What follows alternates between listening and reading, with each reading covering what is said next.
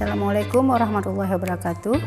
Saya Dr. Julinar, spesialis anak, Embiomed, orang tua dari Noval Rafasa, kelas 12B.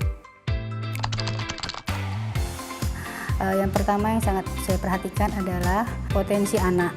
Apakah itu ke dalam bidang akademik atau non-akademik.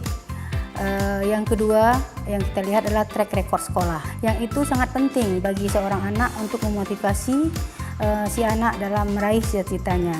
Ketiga, program-program yang ditawarkan oleh sekolah yang akan mendukung prestasi anak kita untuk mencapai cita-cita yang akan diharapkan.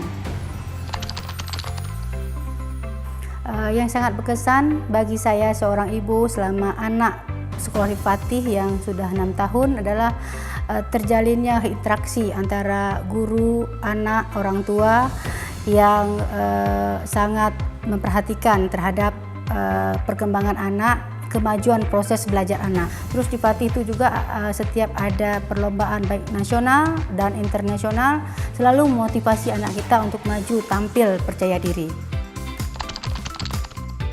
Semoga program-program yang sudah ada dan bagus selama ini bisa dipertahankan.